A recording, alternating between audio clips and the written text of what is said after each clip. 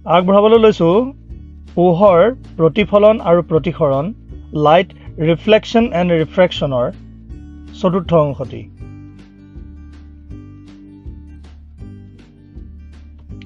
আজিৰ অংশত আলোচনা কৰিম গোলাকাৰ লেন্সৰ চিহ্ন প্ৰথা আৰু গাণিতিক সমস্যাৰ বিষয়ে। গোলাকাৰ লেন্সৰ চিহ্ন প্ৰথা। এই গোলাকাৰ লেন্সখনৰ ক্ষেত্ৰত আমি দেখিম যে ইয়াত O বিন্দু হৈছে আলোক কেন্দ্ৰ আৰু POP' এই ৰেখাডাল হৈছে মুখ্য অক্ষ। গতিকে এতিয়া আলোক কেন্দ্ৰৰ পৰা বাওঁ হাতে জুখিবলগীয়া সকলোবোৰ দূৰত্ব কাৰ্টীয় সমতলৰ নিয়ম অনুসৰি ঋণাত্মক হ'ব। আকৌ আলোক কেন্দ্ৰৰ পৰা সোঁ হাতে জুখিবলগীয়া প্ৰতিটো দূৰত্বই ধনাত্মক হ'ব। কাৰ্টীয় সমতলৰ নিয়ম অনুসৰি মুখ্য অক্ষৰ পৰা ওপৰলৈ জুখিবলগীয়া প্ৰতিটো দূৰত্বই ধনাত্মক হ'ব। একেদৰে মুখ্য অক্ষৰ পৰা তলৰ দিশে জুখিবলগীয়া প্ৰতিটো দূৰত্বই ঋণাত্মক হ'ব। বাৰু লক্ষ্যবস্তুৰ দূৰত্ব আমি কেনেদৰে জুখিম? লক্ষ্যবস্তু সদায় লেন্সৰ বাওঁ দিশে অৱস্থান কৰে, সেয়েহে লক্ষ্যবস্তুৰ দূৰত্ব ইউ সদায় ঋণাত্মক হ'ব। লক্ষ্যবস্তুৰ উচ্চতা। লক্ষ্যবস্তু সদায় মুখ্য অক্ষৰ ওপৰ দিশে থিয়কৈ ৰখা হয়, সেয়েহে লক্ষ্যবস্তুৰ উচ্চতা h সদায় ধনাত্মক হ'ব। লেন্সৰ ফোকাছ দৈৰ্ঘ্য। উত্তল লেন্সৰ ক্ষেত্ৰত মুখ্য অক্ষৰ সমান্তৰালকৈ অহা ৰশ্মি প্ৰতিসৰণৰ পিছত লেন্সৰ সোঁ দিশে থকা এই ফোকাছৰ মাজেৰে অভিসাৰিত হয়, সেয়েহে ফোকাছ দৈৰ্ঘ্য আমি এইটি ফোকাছৰ পৰা জুখিম, সেয়েহে এই ফোকাছ দৈৰ্ঘ্য সদায় ধনাত্মক হ'ব। আনহাতে অৱতল লেন্সৰ ক্ষেত্ৰত মুখ্য অক্ষৰ সমান্তৰালকৈ যোৱা ৰশ্মিবোৰ প্ৰতিসৰণৰ পিছত লেন্সৰ বাওঁ দিশে থকা এই ফোকাছৰ পৰা অপসাৰিত হোৱা যেন লাগে, গতিকে আমি ফোকাছ দৈৰ্ঘ্য এইটো ফোকাছৰ পৰা জুখিম, সেয়েহে এই ফোকাছ দৈৰ্ঘ্য সদায় ঋণাত্মক হ'ব।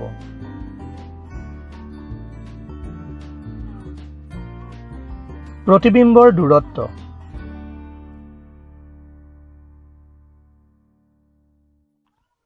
প্ৰতিবিম্ব যদিহে লেন্সৰ সোঁফালে গঠন হয় তেন্তে কাৰ্টীয় সমতলৰ নিয়ম অনুসৰিয়ে আলোক কেন্দ্ৰৰ পৰা জোখা ইয়াৰ দূৰত্ব v ধনাত্মক হ'ব। আনহাতে যদিহে প্ৰতিবিম্ব লেন্সৰ বাওঁফালে গঠন হয় তেন্তে আলোক কেন্দ্ৰৰ পৰা জোখা ইয়াৰ দূৰত্ব v ঋণাত্মক হ'ব।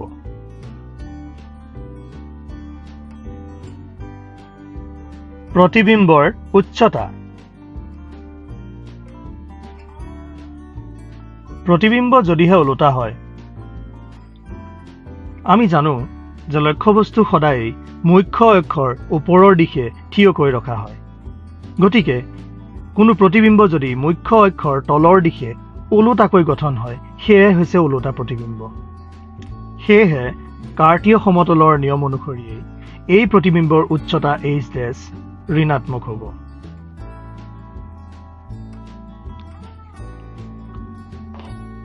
প্ৰতিবিম্ব যদিহে থিয় হয়, থিয় প্ৰতিবিম্বনো কি? লক্ষ্যবস্তু যিদৰে মুখ্য অক্ষৰ ওপৰৰ দিশে থিয়কৈ থাকে, ঠিক একেদৰে প্ৰতিবিম্ব যদি মুখ্য অক্ষৰ ওপৰৰ দিশে থিয়কৈ গঠন হয় তেন্তে সেয়াই হৈছে থিয় প্ৰতিবিম্ব। আৰু এই প্ৰতিবিম্বৰ উচ্চতা কাৰ্টীয় সমতলৰ নিয়ম মতেই ধনাত্মক হ'ব।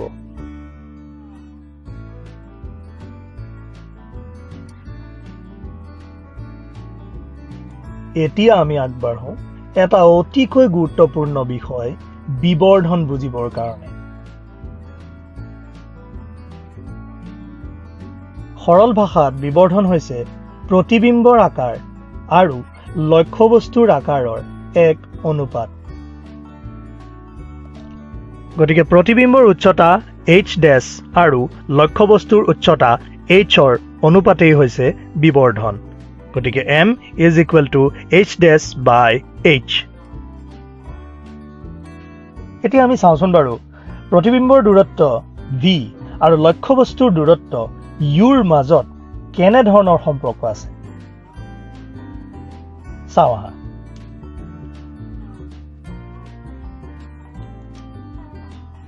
চিত্ৰ একত চাওঁচোন চিত্ৰ একত u অসীম অৰ্থাৎ লক্ষ্যবস্তু অসীমত আছে কিন্তু v নিচেই সৰু গতিকে v আৰু u ৰ অনুপাত উলিয়ালে নিচেই সামান্য হ'ব গতিকে প্ৰতিবিম্বৰ আকাৰো নিচেই সামান্য হৈছে চিত্ৰ 2ত চাওঁচোন দেখা পাম যে লক্ষ্যবস্তুৰ দূৰত্ব u আগতকৈ কমিছে আৰু প্ৰতিবিম্বৰ দূৰত্ব v আগতকৈ বাঢ়িছে অৰ্থাৎ v by u অনুপাতটো আগতকৈ বৃদ্ধি পাব আৰু প্ৰতিবিম্বৰ আকাৰো আগতকৈ বৃদ্ধি পাইছে চিত্ৰ নং 3ত চাওঁ দেখা গৈছে যে লক্ষ্যবস্তুৰ দূৰত্ব u আগতকৈ কমিছে আৰু প্ৰতিবিম্বৰ দূৰত্ব v আগতকৈ বাঢ়িছে অৰ্থাৎ v by u অনুপাতটোৰ মান বৃদ্ধি হৈছে আৰু প্ৰতিবিম্বৰ আকাৰো ইয়াত বৃদ্ধি পাইছে 4 নং চিত্ৰটো চাওঁচোন দেখা গৈছে যে লক্ষ্যবস্তুৰ দূৰত্ব u যথেষ্ট কমিছে আনহাতে প্ৰতিবিম্বৰ দূৰত্ব v যথেষ্ট বাঢ়িছে অৰ্থাৎ v by u অনুপাতটোৰ মান বাঢ়িছে আৰু প্ৰতিবিম্বৰ উচ্চতাও যথেষ্ট বাঢ়িছে চিত্ৰ নং 5ত চাওঁচোন চিত্ৰত দেখা গৈছে যে লক্ষ্যবস্তুৰ দূৰত্ব u যথেষ্ট কমি আহিছে আনহাতে প্ৰতিবিম্বৰ দূৰত্ব v অসীমলৈ বৃদ্ধি পাইছে গতিকে v by u অনুপাতটোৰ মানো অসীমলৈ বৃদ্ধি পাইছে আৰু প্ৰতিবিম্বৰ উচ্চতাও এই ক্ষেত্ৰত অসীম হৈছে অৰ্থাৎ v by u অনুপাতটোৰ মান বাঢ়ি যোৱাৰ লগে লগে বিবৰ্ধনো বাঢ়ি গৈ থাকে গতিকে আমি কি বুজিব পাৰিছো বাৰু আমি ইয়াৰ পৰাই বিবৰ্ধনৰ সূত্ৰত এই কথাটো সংযোগ কৰিব পাৰো যে বিবৰ্ধন m is equal to v by u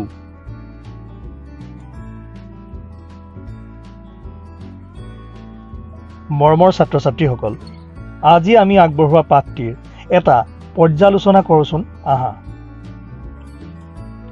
মনত ৰাখিবলগীয়া কথা লক্ষ্যবস্তুৰ দূৰত্ব u সদায় ঋণাত্মক কাৰণ ই লেন্সৰ বাওঁ হাতে থাকে লক্ষ্যবস্তুৰ উচ্চতা h সদায় ধনাত্মক কাৰণ ই মুখ্য অক্ষৰ ওপৰৰ দিশে থাকে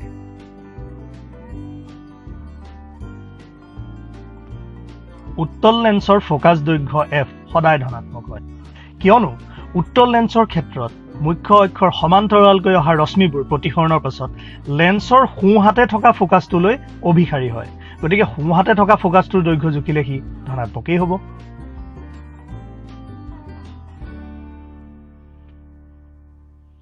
অবতল লেন্সৰ ফোকাস দৈৰ্ঘ্য f সদায় ঋণাত্মক কাৰণ অবতল লেন্সৰ সমান্তৰাল ৰশ্মিবোৰ প্ৰতিসৰণৰ পিছত লেন্সৰ বাওঁহাতে থকা ফোকাসটোৰ পৰা অপসাৰী হোৱা যেন লাগে গতিকে বাওঁহাতে থকা ফোকাসটোৰ দৈৰ্ঘ্য জুখিলেতো ঋণাত্মকেই হ'ব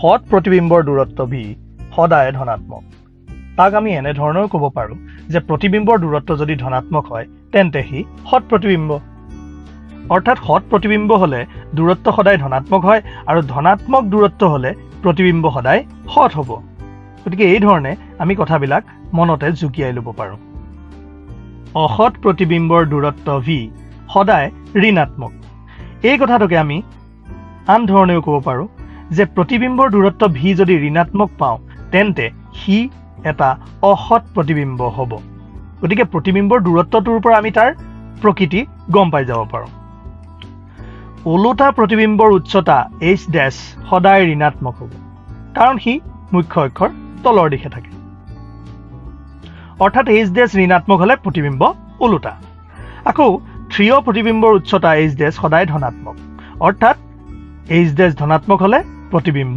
থিয় গতিকে এই কথাখিনি মনত ৰাখি প্ৰতিবিম্বৰ দূৰত্বটো গম পালে আমি তাৰ প্ৰকৃতি কৈ দিব পাৰিম অৱশ্যে প্ৰতিবিম্বৰ দূৰত্বটো আমি কেনেকৈ পাম তাৰ কাৰণে প্ৰয়োজনীয় সূত্ৰ লেন্সৰ সূত্ৰ এইটি আৰু বিবৰ্ধনৰ সূত্ৰ যেটো আমি আগতে পাই আহিছো এইটো।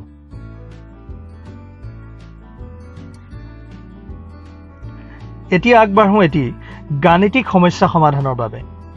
ছাত্ৰ ছাত্ৰীসকলে ভালদৰে মন কৰিবা যে কিছুমান সৰু সৰু কথা ভালদৰে মনত ৰাখিলেই আমি গাণিতিক সমস্যাসমূহ অতি সহজে সমাধান কৰিব পাৰোঁ।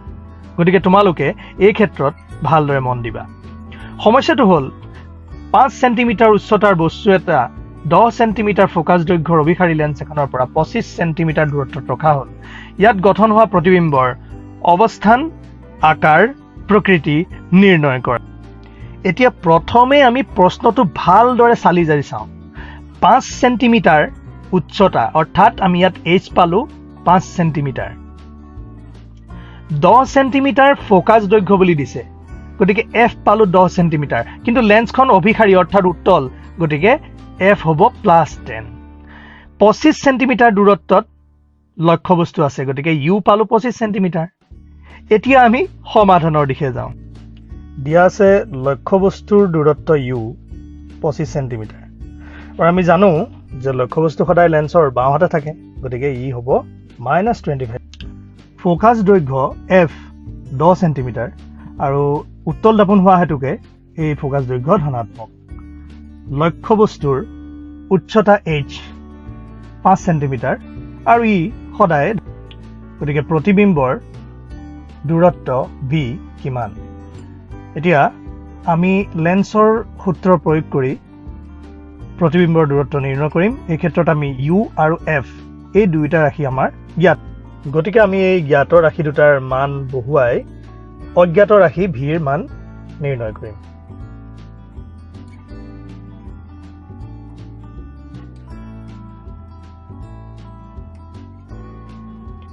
গতিকে আমি ভিৰ মান পালোঁ 50/3 বা 16.7 চেণ্টিমিটাৰ। গতিকে প্ৰতিবিম্বৰ দূৰত্ব v is equal to +16.7 centimetre. গতিকে প্লাছ হোৱাৰ অৰ্থ হ'ল যে ইয়াৰ অৱস্থান লেন্সৰ সোঁহাতে 16.7 চেণ্টিমিটাৰ দূৰত। দ্বিতীয়টো প্ৰশ্নৰ উত্তৰত বিবৰ্ধন m is equal to h'/h। এতিয়া এইটো ফৰ্মুলা আমাৰ কামত নাহিব, কাৰণ আমি h' নাজানো, গতিকে v/u টো ইউজ কৰিলোঁ, আৰু অংক কৰা সুবিধাৰ কাৰণে মই 50/3টোৱে ভিৰ মান পাতিছোঁ। গতিকে এতিয়া আমি ইয়াৰ পৰা h' মানটো উলিয়াম।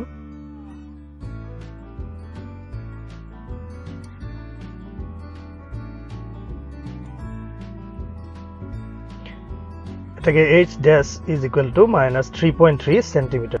এটাকে প্ৰতিবিম্বৰ উচ্চতা 3.3 চেণ্টিমিটাৰ আৰু লক্ষ্যবস্তুতকৈ সৰু হৈছে, গতিকে ইয়াৰ আকাৰ সংকুচিত।